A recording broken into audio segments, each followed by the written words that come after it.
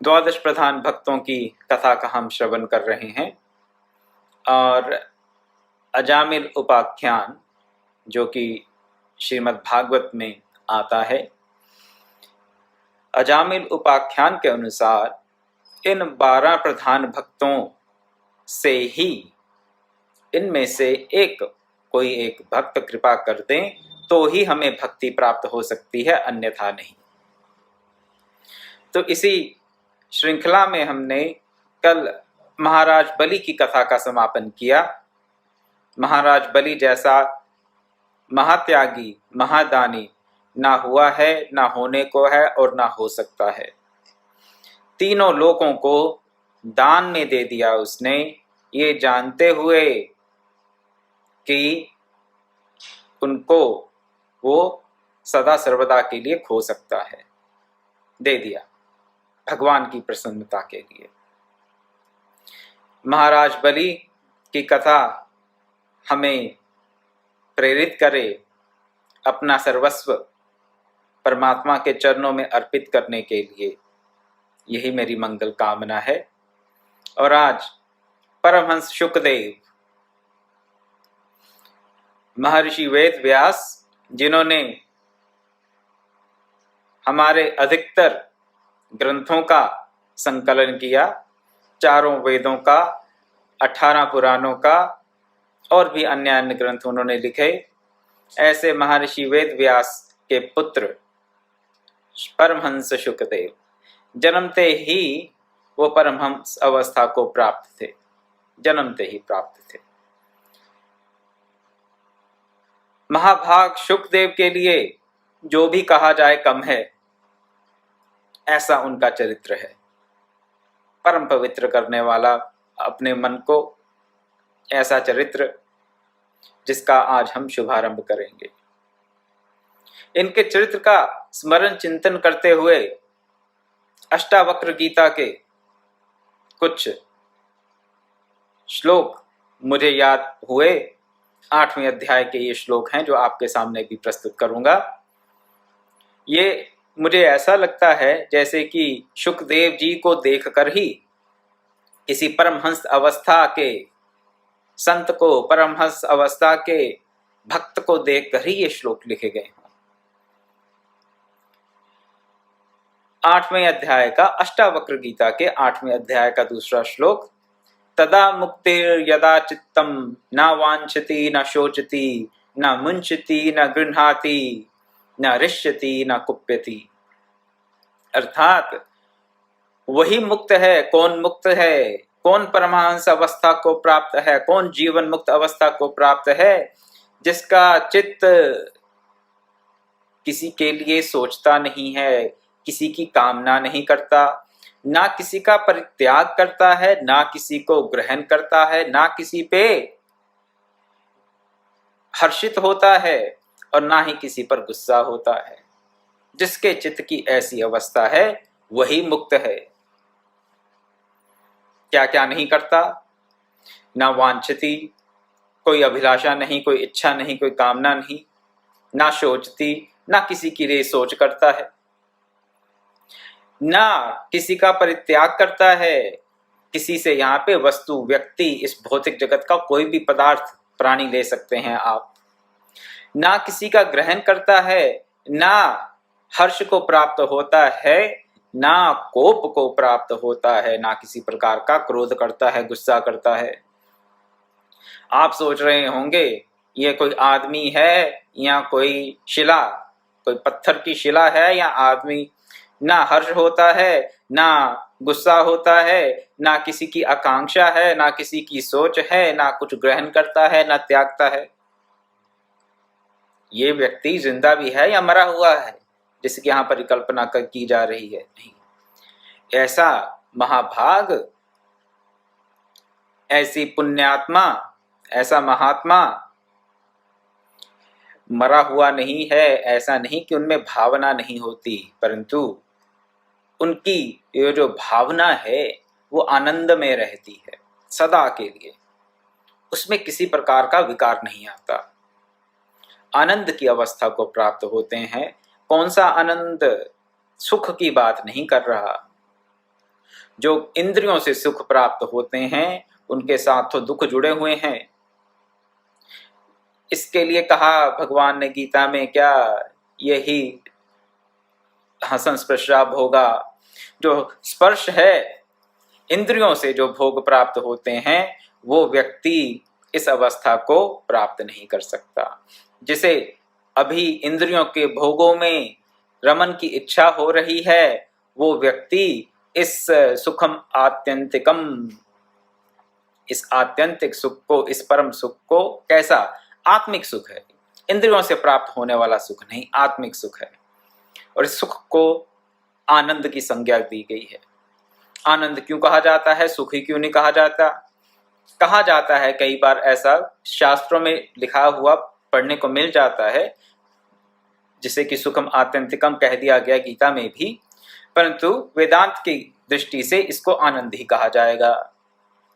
और जो इंद्रियों से सुख प्राप्त होता है उसी को सुख कहा जाता है वेदांत में, क्योंकि सुख के साथ दुख जुड़ा है। सुख में तो द्वंद्व छुपा है, सुख में क्या है, दुख छुपा हुआ है।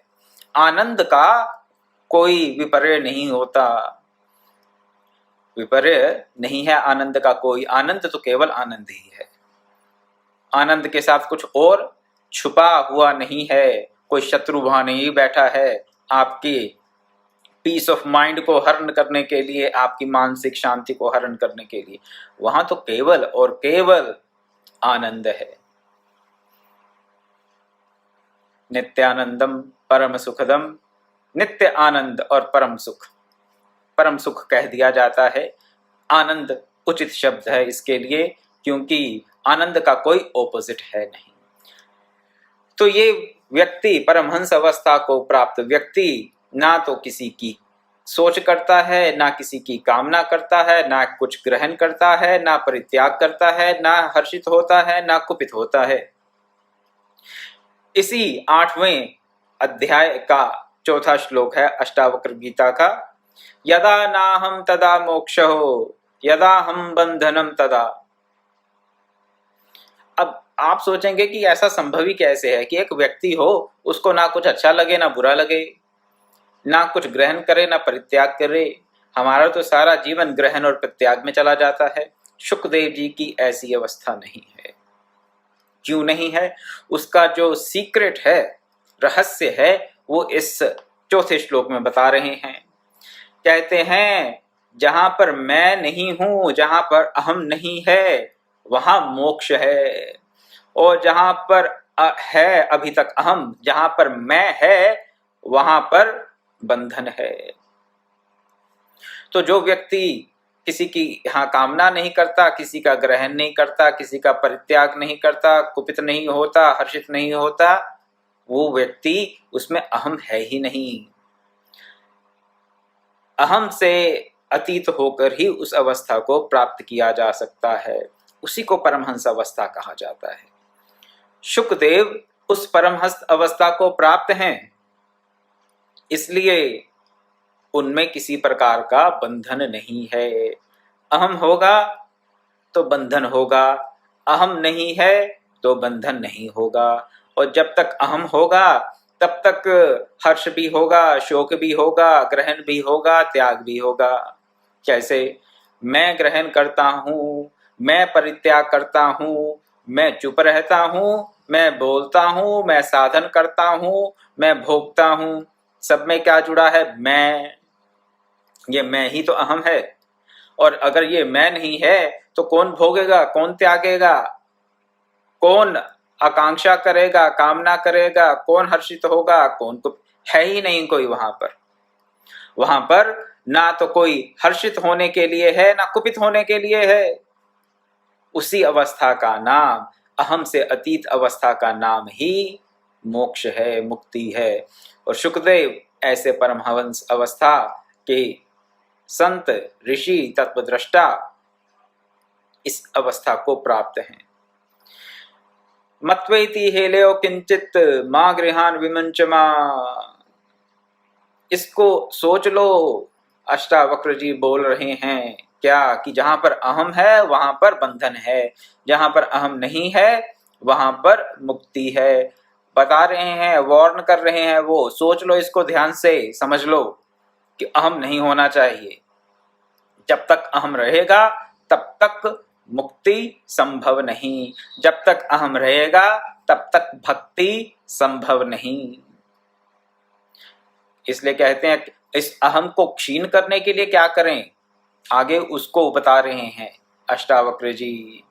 इसको अच्छी तरीके से मत्वेति हेलयः, do not hold on to anything, do not reject anything, ना किसी को पकड़ के रखो, ना किसी का त्याग करो। अरे त्याग त्याग की तो हम इतनी बातें कर रहे हैं महाराज बलि के प्रसंग में, उन्होंने सब कुछ सर्वस्व दान दे दिया, सब परित्याग कर दिया। अब हम यहाँ कह रहे हैं ना किसी को पकड़े रखो, ना किसी का त्याग करो। जब तक त्याग कर रहे हैं, जब तक दान दे रहे हैं, तब तक भी बंधन में है, तब तक भी अहम बना हुआ है। क्या मैं दान दे रहा हूं, मैं त्याग कर रहा हूं, मैं तो बना हुआ है।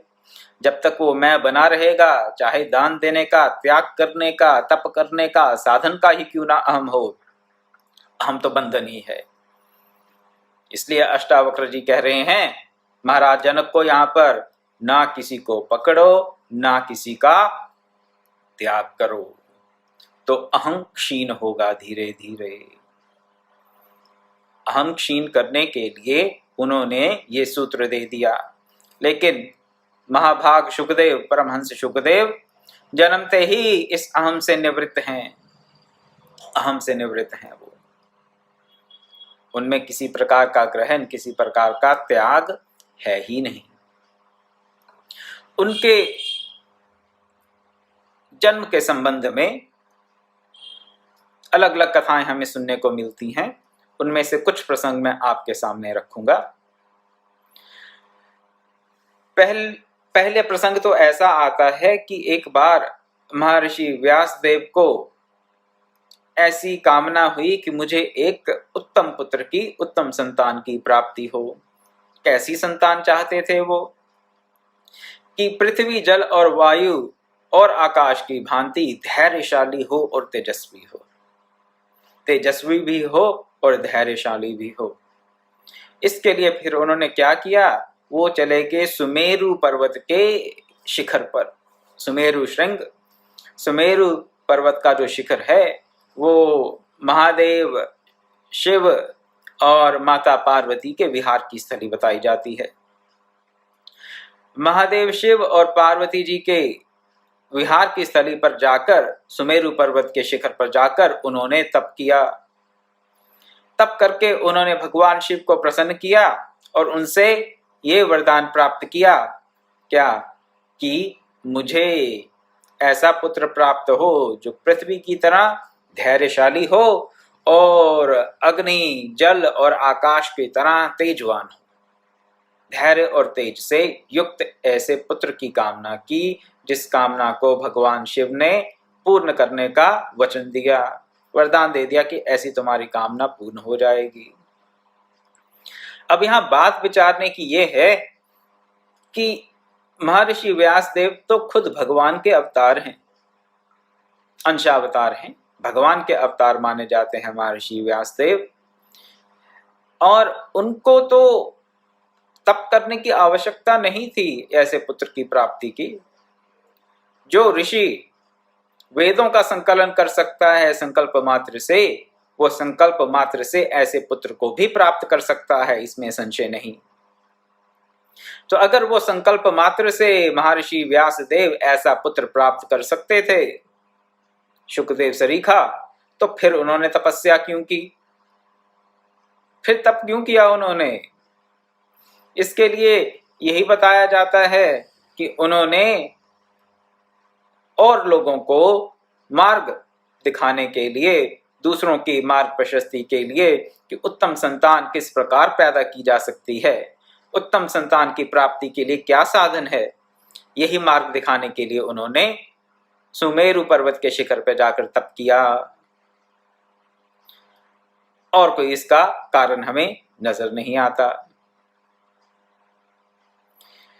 सदाचार और ज्ञान से उत्तम संतान की प्राप्ति हो सकती है। ज्ञान है, सदाचार है, तो संतान उत्तम होगी ही। और अगर सदाचार नहीं है, जीवन में ज्ञान भी नहीं है, तो फिर उत्तम संतान की प्राप्ति नहीं हो सकती। तप किया और तब से उन्हें शुकदेव की प्राप्ति हुई। ऐसी बात नहीं कि केवल महर्षि व्यास देव ने ही औरों को मार्ग दिखाने के लिए, कर्म के मार्ग को प्रशस्त करने के लिए, तप के मार्ग को प्रशस्त करने के लिए, केवल और कोई कारण नहीं, केवल दूसरों को मार्ग दिखाने के लिए तप का उन्होंने चयन किया, तप किया पुत्र प्राप्ति के लिए। भगवान स्वयं कहते हैं गीता में कि मुझे कुछ भी प्राप्त करना नहीं है, लेकिन फिर भी मैं क्या करता हूं, कर्म में लगा रहता हूं, कर्म करता रहता हूं। भगवान स्वयं कह रहे हैं गीता में, मैं कर्म करता रहता हूं। क्यों? क्योंकि अगर मैं कर्म ना करूं तो दूसरे लोग मेरा अनुसरण करके कर्म करना त्याग दें, और इस प्रकार क्या हो, पूरी सृष्टि का ही नाश हो जाए। तीसरे अध्याय में ये बात कहते हैं भगवान अर्जुन को। तीसरे अध्याय का 23वां और 24वां श्लोक, यदि हेयं न वर्तेयं जातु कर्म न्यतिन्द्रितः मम वर्तमान वर्तन्ते मनुष्य पार्थ सर्वशः उत्सीदिये ऋमे लोकाः न कुर्याम कर्म चेदहं संकरस्य च कर्ता स्याम अपन्याम इमाः प्रजाः। मैं प्रजा का हनन करने वाला बन जाऊं अगर मैं उनको कर्म के मार्ग से च्युत कर दूं। और कर्म के मार्ग से कैसे हटा दूं मैं उनको? खुद कर्म ना करके। खुद कर्म नहीं करूंगा, लोग मेरा अनुसरण करेंगे, मेरा अनुसरण करके वो कर्म करना बंद कर देंगे, कर्म का परित्याग कर देंगे और अधोगति को प्राप्त होंगे। और इस प्रकार से प्रजा अधोगति को प्राप्त होगी, सृष्टि अधोगति को प्राप्त होगी। तो कई बार महापुरुष हमने अपने जीवन में भी देखा है, कई ऐसे संत जिनको किसी भी प्रकार का कोई आकांक्षा, महत्वाकांक्षा, प्रतिष्ठा की, किसी और भी किसी भी प्रकार की उनको इच्छा कामना नहीं है, फिर भी दिन रात कर्म में लगे रहते हैं। क्यों लगे रहते हैं? केवल इसी कारण, कर्म के मार्ग को, सेवा के मार्ग को, कर्म योग को प्रशस्त करने के लिए, औरों को कर्म में लगाने के लिए। औरों को कर्म में क्यों लगाना चाहते हैं? वो औरों को कर्म योग में इसलिए लगाना चाहते हैं क्योंकि अभी वो तो सिद्ध नहीं है, बाकी सब वो सिद्ध हैं। एक संत महात्मा सिद्ध है, वो उसको कुछ करने के लिए नहीं है। ब्रह्मभूत प्रसन्नात्मा न शोचती न कांक्षती। तो जो ब्रह्मभूत प्रसन्नात्मा है, न जो सोचती भी नहीं है, न आकांक्षा करती है, उसके लिए किसी प्रकार का कोई कर्म बंधन नहीं है और ना ही उसके लिए कोई करणीय कर्म है। लेकिन ऐसा संत, ऐसा महापुरुष, ऐसा गुरु निरंतर कर्म में संलग्न रहता है, कर्म योग में। क्यों? क्योंकि उसके जो शिष्य हैं, उसको जो देखने वाले हैं, उसको जो जानने मानने वाले हैं, वो उनको एक रोल मॉडल बन के कर्म योग में लगने का निर्देश देता है, अपने व्यवहार से निर्देश देता है, बोलने मात्र से नहीं। बोलने मात्र से उतनी ही बात बनती है। जब आप किसी व्यक्ति के चरित्र को देखते हैं, जब आप किसी एक उत्तम महापुरुष को दिन रात सेवा में संलग्न देखते हैं और ये भी जानते हैं कि इस व्यक्ति को किसी प्रकार की कोई प्रतिष्ठा की, मान बढ़ाई की इसको कामना नहीं है, किसी प्रकार की भूख नहीं है इसे, फिर भी लगा रहता है। क्यों लगा रहता है? सेवा के नाते। उस संत महापुरुष के लिए सेवा भी करनी नहीं है, वो ना भी करे तो भी ठीक, करे तो भी ठीक, उसको कोई फर्क नहीं पड़ने वाला। महापुरुष को, एक सिद्ध संत को कोई फर्क नहीं पड़ने वाला, लगा रहता है। इसलिए ऐसी महान आत्माएं कर्म योग का रास्ता, सेवा का रास्ता दूसरों को दिखाकर उनकी आत्मशुद्धि के लिए, उनके आत्म उत्थान के लिए, मार्ग प्रशस्त करने के लिए वो कर्म में संलग्न होते हैं। कर्म क्या, कर्म योग में ही संलग्न होते हैं। देखने वाले को लगता है कि ये दिन रात पता नहीं क्यों लगे रहते हैं, इनको क्या मिलेगा, चाहिए भी कुछ नहीं फिर भी दिन रात लगे रहते हैं पागलों की तरह। फिर कभी कभी तो लोगों को लगता है कि हाँ, हो सकता है कि इनको भी अभी कोई इच्छाएं हों कि हम बड़े महात्मा बने, हमारा बड़ा आश्रम बने, या हम और प्रसिद्ध हों, इसलिए ऐसा करते होंगे। लेकिन वास्तव में जो ब्रह्मभूत प्रसन्न आत्मा हैं, जो उस ब्राह्मी स्थिति को प्राप्त हो चुके हैं, उनके लिए ना किसी प्रकार की अपेक्षा है, ना किसी प्रकार का ग्रहण है उनमें, ना किसी प्रकार का त्याग है, और ना ही किसी प्रकार का कर्तव्य है उनके लिए। लेकिन लोक कल्याण की भावना से, जन कल्याण की भावना से वो कर्मों में, कर्मयोग में संलग्न रहते हैं। यदि मैं कर्म ना करूं तो ये मनुष्य नष्ट भ्रष्ट हो जाएं और मैं वर्ण संकरता को करने वाला हूं, भगवान कह रहे हैं। तो महर्षि व्यासदेव ने भी इस वर्ण संकरता से बनने के लिए और कर्म के मार्ग को नष्ट भ्रष्ट ना करने के लिए ही तप किया, अन्यथा वो तो केवल अपने संकल्प मात्र से एक नहीं, हजारों शुकदेव जैसे शिष्य, शुकदेव जैसे पुत्र प्राप्त कर सकते थे, इसमें कोई संशय नहीं। अब प्राप्ति कैसे हुई शुकदेव महाराज की, इसकी भी कथा है। अभी तो केवल महादेव शिव ने वरदान दिया, महर्षि व्यासदेव ने तप किया और महादेव शिव ने वरदान दे दिया कि हाँ, तुम्हें जैसा इच्छित है वैसा पुत्र तुम्हें प्राप्त हो जाएगा। और पुत्र कैसे प्राप्त होता है? एक बार वो अग्नि मंथन कर रहे थे महर्षि व्यासदेव। अग्नि मंथन यज्ञ के लिए अग्नि को प्रकट करने का जो एक विधान है उसे अग्नि मंथन कहा जाता है। एक विशेष प्रकार की काष्ठ रहती हैं और उनको जब आपस में रगड़ा जाए अग्नि को, तो उससे फिर अग्नि प्रकट की जाती है और उसी अग्नि से फिर यज्ञ आदि का हम अनुष्ठान आरंभ करते हैं। आजकल की तरह नहीं कि माचिसियाँ ये लाइटर से अग्नि प्रज्वलित कर दी, नहीं, ऐसा नहीं था। उसका एक विधान रहता है पूरा। उस विधान से वेद के मंत्रोच्चारण के साथ साथ अग्नि को प्रज्वलित किया जाता था। अब भी किया जाता है, हर जगह तो नहीं। आज भी ऐसे पंडित जन हैं, ऐसे महाभाग तत्वद्रष्टा ऋषि हैं जो केवल और केवल मंत्रोच्चारण से अग्नि को प्रज्वलित कर सकते हैं। हमने अपनी आंखों से देखा, प्रत्यक्ष देखा है ये बात। केवल मंत्र की शक्ति से वो अग्नि देव को प्रकट कर सकते हैं। फूलों को अग्नि मंथन तो चलिए फिर भी उसकी कोई आप साइंटिफिक एक्सप्लेनेशन है कि फ्रिक्शन पैदा होता है, फ्रिक्शन के चलते क्या होता है, उससे फिर गर्मी होती है और उस ऊष्मा से, उस गर्मी से फिर जो काष्ठ है वो पकड़ लेती है आग और अग्नि प्रकट हो जाती है। वो तो एक बात। लेकिन हमने देखा है ऐसे संत, ऐसे पंडित, ऐसे वेदज्ञ हैं जो मंत्रों की शक्ति से फूलों को, सूखे फूल नहीं, ये जो फ्रेश फ्लावर्स रहते हैं, इनको, फूलों को, गीले फूलों को आपस में रगड़ेंगे क्या, ऐसे धीरे धीरे से, और फिर करते करते करते मंत्रोच्चारण से, मंत्र शक्ति से अग्निदेव प्रकट हो जाते हैं, अग्नि प्रज्वलित हो जाती है। तो महर्षि व्यासदेव एक बार अग्नि मंथन कर रहे थे। अब अग्नि मंथन जब कर रहे थे तो वहां पर घृताची नाम की अप्सरा वहां उपस्थित हो गई। अप्सराएं आती रहती थी पहले महर्षियों को, ऋषियों को अपने मार्ग से च्युत करने के लिए, मार्ग से हटाने के लिए, और महर्षि, ब्रह्म ऋषि, तपस्वी राज ऋषि अपने मार्ग से नहीं विचलित होते थे, अपने तप में, अपने कार्य में संलग्न रहते थे।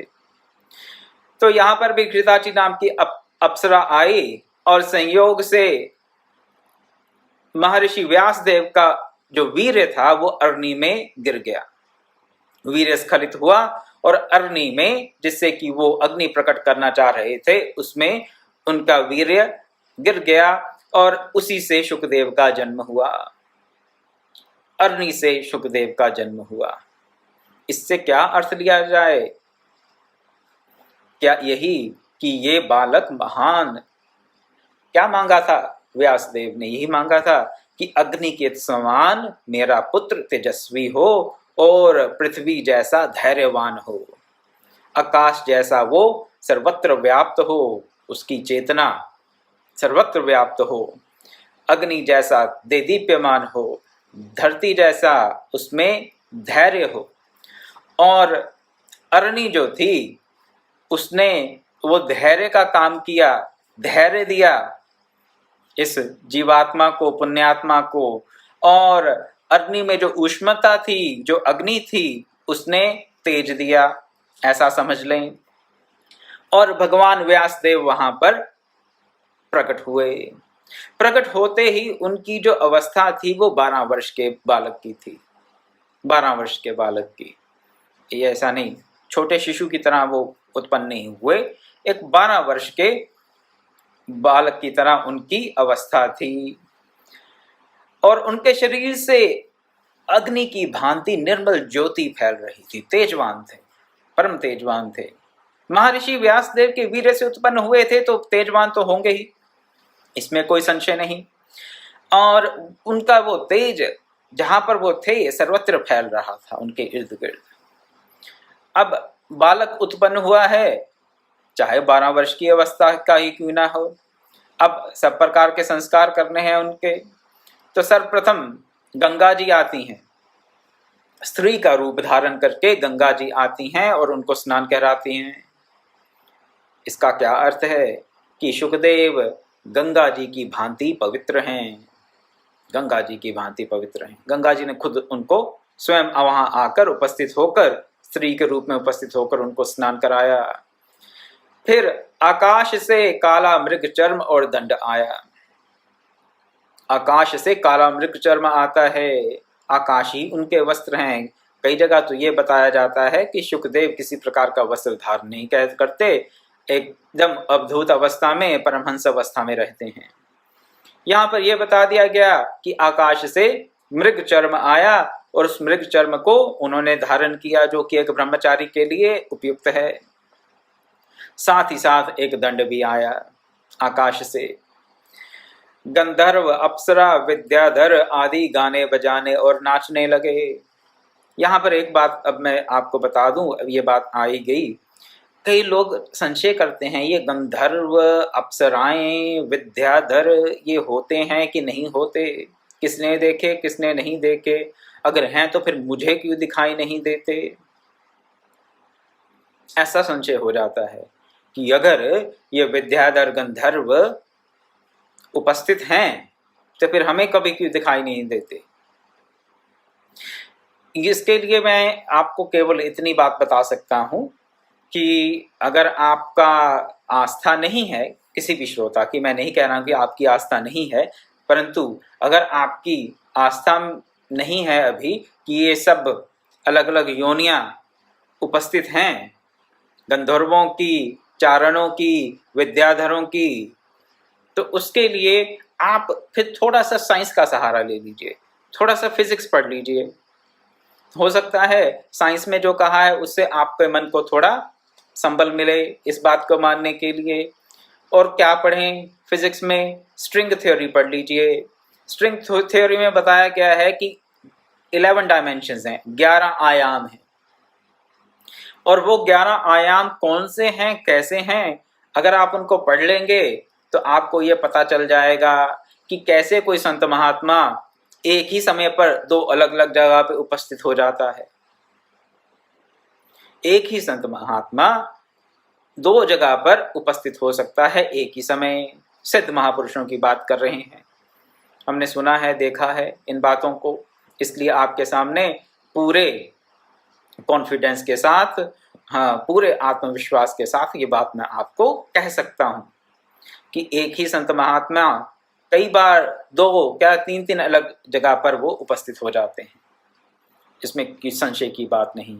स्ट्रिंग थ्योरी भी अभी यही बात कह रही है। स्ट्रिंग थ्योरी में जहां पर 11 आयाम बताए जाते हैं, 11 डायमेंशंस बताई जाती हैं, पैरेलल यूनिवर्स की बातें की जाती हैं, अनगिनत ब्रह्मांड की बात की जाती है जहां पर होती है, और अनेकों ब्रह्मांडों का अलग अलग आयामों में एक ही जगह पर उपस्थित होना संभव है। उपस्थित हैं, लेकिन हम जैसे क्षुद्र जीव जो कि 3 आयामों में या 4 आयामों में, 3 या 4 डायमेंशनल वर्ल्ड में फंसे हुए हैं, हमारी दृष्टि वहां तक नहीं जा सकती, जाती ही नहीं देख पाएंगे। क्यों? क्योंकि चौथे आयाम से अगला भी कोई आयाम है, हमारे ये मन बुद्धि से परे की बात है, उसको हम नहीं देख पाएंगे, उसको हम अनुभव नहीं कर पाएंगे। तप से, साधन से, योग से ये संभव है, अवश्य संभव है। तो ये गंधर्व चारण विद्याधर हैं, इसमें कोई संशय नहीं। उपस्थित हुए यहाँ पर शुकदेव के प्राकट्य पर, उन्होंने माल्यार्पण किया, पुष्प वर्षा की, गान किया, वाद्य बजाए, संगीत वाद्य बजाए, और करते करते उन्होंने शुकदेव महाभाग की भांति भांति से सेवा की, एक प्रकार से उत्सव मनाया उनके प्राकट्य का। अब जब ये सब हो गया, उसके बाद शुकदेव ब्रह्मचारी के रूप में तपस्या करने लगे, ब्रह्मचारी के रूप में तपस्या करने लगे। उनकी प्रवृत्ति धर्म में नहीं थी, अर्थ में भी नहीं थी, काम में भी नहीं थी, केवल मोक्ष में थी, केवल और केवल मोक्ष में प्रवृत्ति थी। क्यों केवल मोक्ष में प्रवृत्ति थी? अरे भाई, वो तो जन्मते ही मुक्त थे। धर्म अर्थ काम की आवश्यकता उसके लिए हो सकती है जो मोक्ष तक पहुंचना चाहे। जो पहले से ही मुक्त है, उसको धर्म अर्थ काम में कैसे रुचि हो सकती है? संभव ही नहीं है। संभव ही नहीं है कि एक मुक्त व्यक्ति की रुचि धर्म अर्थ या काम में हो। और शुकदेव सरीखे परमहंस अवस्था को प्राप्त संत, उनकी रुचि तो केवल और केवल मुक्ति में ही है, क्योंकि वो मुक्त हैं, ऑलरेडी लिबरेटेड, जन्मते ही मुक्त हैं ये। अब जब ब्रह्मचारी होकर तपस्या करने लगे, तो मोक्ष का विचार करते करते उन्होंने अपने पिताजी से कुछ प्रश्न किए। पिताजी कौन? महर्षि व्यासदेव। क्या प्रश्न किए? कि मुझे आप मोक्ष का रहस्य बताएं, मोक्ष का मार्ग बताएं। फिर वही बात, जो व्यक्ति मुक्त है वो अपने पिता से मोक्ष के रहस्य के लिए प्रश्न क्यों करेगा? अपने लिए नहीं करेगा। किसके लिए करेगा? हम लोगों के लिए करेगा। तरुवर फल नहीं खादत, सरोवर पीरतना नीर, परमार्थ के कारण संतन धरा शरीर। इन मुक्त आत्माओं का, जीवन मुक्त आत्माओं का जब भी अवतरण होता है, वो लोक कल्याण के लिए ही होता है। उनको खुद तो मुक्ति नहीं चाहिए, मुक्त हैं ही, धर्म अर्थ काम में उनकी रुचि हो ही नहीं सकती, तो करेंगे क्या? जो करेंगे लोक कल्याण जन कल्याण के लिए ही करेंगे। और लोक कल्याण जन कल्याण के लिए ही परमहंस महाराज शुकदेव अपने पिता महर्षि व्यासदेव से प्रश्न करते हैं कि मोक्ष का क्या साधन है, मुक्ति किस प्रकार प्राप्त हो सकती है। उसके उत्तर में महर्षि व्यासदेव बहुत ही अच्छा उपदेश देते हैं। आज मैं वो आपके सामने संक्षेप में रखूंगा और उसकी विस्तृत चर्चा कल की जाएगी। क्या कहते हैं? बेटा, धर्म का सेवन करो, यम नियम तथा दैवी संपत्तियों का आश्रय लो। धर्म, यम नियम, दैवी संपत्ति। ये शरीर पानी के बुलबुले के समान है, आज है और कल नहीं, कह नहीं सकते कब तक रहेगा। इसमें आसक्त होकर अपने कर्तव्य को नहीं भूलना चाहिए। शरीर आसक्ति के कारण हम प्रमादी हो जाते हैं और प्रमादी होकर अपने कर्तव्य को भूल जाते हैं। नहीं भी भूलना चाहिए अपने कर्तव्य को। अपने मानव जीवन का क्या कर्तव्य है उसको ना भूलें। दिन बीते जा रहे हैं, क्षण क्षण आयु छीज रही है, एक एक पल की गिनती की जा रही है। हम नहीं कर रहे, लेकिन वो कालों का काल, महाकाल, वो कालातीत, वो तो क्षण क्षण की गिनती कर रहा है। हमें तो टाइम ही नहीं है, टाइम नहीं है हमारे पास क्षण क्षण गिनने का। और जो जो समय निकलता जा रहा है, हम कहते हैं कि टाइम नहीं है, टाइम नहीं है, तो टाइम कभी होगा ही नहीं। तो क्षण क्षण आयु छीज रही है, इसको हम याद रखें। जो क्षण निकल गया आयु का, वो तो निकल गया, वो तो मिलने वाला है नहीं। उसको तो हम, जो श्वास हमने ले लिया, उस श्वास को हम फिर से प्राप्त नहीं कर सकते, फिर से प्राप्त नहीं कर सकते। इस बात का सदा सर्वदा ध्यान रखें। व्यासदेव बता रहे हैं अपने पुत्र शुकदेव को, तुम अपने शत्रुओं से सावधान रहो, क्योंकि तुम्हारे शत्रु सावधान हैं। शत्रु कौन है? काम क्रोध लोभ। काम क्रोध लोभ और भांति भांति के देवता, अलग अलग इंद्रियों में बैठे हुए अलग अलग देवता, यही हमारे एक प्रकार से शत्रु हैं। देवता सहायक भी हैं हमारे, देवता हमारे शत्रु भी हैं। इस पे भी कल चर्चा करेंगे। तुम्हें नष्ट कर डालने का मौका ढूंढ रहे हैं ये शत्रु, भांति भांति के देवता, काम क्रोध लोभ आदि विकार हमें नष्ट करने का मौका ढूंढते रहते हैं। इसलिए हमें सावधान रहना चाहिए। सावधान नहीं रहेंगे तो ये हमारा सत्यानाश कर ही देंगे। अभी अभी इस संसार की ओर से अपना मुंह मोड़ लो। संसार से अभी मुंह मोड़ लो। मोड़ेंगे इन फ्यूचर, ये होने के बाद, ये करने के बाद नहीं। अभी अभी, अभी अभी संसार से अपना मुंह मोड़ लो। अपने जीवन की गति उस ओर कर दो जहां इन शत्रुओं की पहुंच नहीं है। क्या करते हैं जब युद्ध करते हैं लोग? दो देशों का अगर युद्ध हो जाए तो क्या करते हैं? शत्रु जहां पर अटैक करे वहां खड़े रहते हैं? नहीं, जल्द से जल्द सेफ पोजीशन पे आने की कोशिश करते हैं लोग।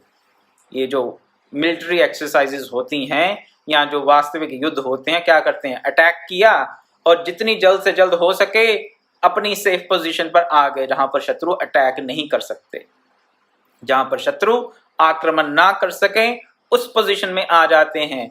क्या हम उस पोजीशन पर हैं जहां पर ये काम क्रोध लोभ आदि शत्रु हम पर आक्रमण ना कर सकें?